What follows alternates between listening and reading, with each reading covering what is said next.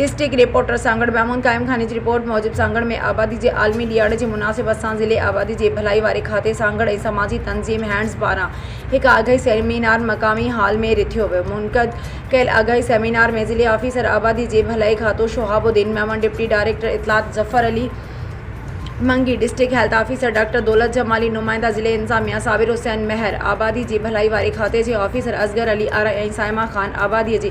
भलाई वारे खाते के तालके ऑफिसर मुजीबुल्ला हिंगोर जो हैंड सर्विसेज ऑफिसर अनीस दानिश बुर्ज, कंसल्टेंट फाउंडेशन के ज़िले मैनेजर अली शेर डायरी, नवीदी इस्पानी समेत मुख्तलिफ़ खातन के समेत अमलदारन ऐं मुलाज़मन शिरकत कई। सेमिनार के खिताब कंदे शोहाबुद्दीन मेमन ऐं ॿियनि चयो त आबादी जो तेज़ी सां वधण मुल्क जो हिकु इंतहाई अहम ऐं वॾो मसइलो आहे जंहिं ते ज़ाब्तो आणण जे लाइ गॾियल कोशिशुनि जी ज़रूरत आहे।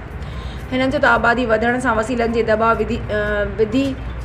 रहियो आहे जेको रोशन मुस्तक़बिल में मुल्की तरक्की की राह में रुकावट जो सबब साबित थींदो। हिननि चयो त आबादी ते ज़ाब्तो आणण जे लाइ अवाम में शऊर पैदा करणु घुरिजे ऐं उन मक़सद लाइ यूनियन काउंसिल सतह ते प्रोग्राम शुरू कया वञनि। हिननि चयो त ज़िले में आबादी ते ज़ाब्तो आणण जे लाइ आबादी जी भलाई वारे खाते समेत गैर सरकारी तंज़ीमूं कमु करे रहियूं आहिनि। उन खां अलावा हर तालके में सिहत मेला ऐं तेबी कैंपूं लॻाए औरतुनि खे तौलदी सिहत जूं सहूलतूं फराहम कयूं पियूं वञनि। सेमिनार बाद आबादी जी भलाई वारी ऑफिस खां शहीद बेनज़ीर भुट्टो यूनिवर्सिटी कैंपस ताईं आगाही रैली कढी वई, जंहिंमें मुख़्तलिफ़ खातनि जे ऑफिसर, समाजी तंज़ीम ऐं सिविल सोसाइटी जे नुमाइंदनि वॾे अंग में शिरकत कई।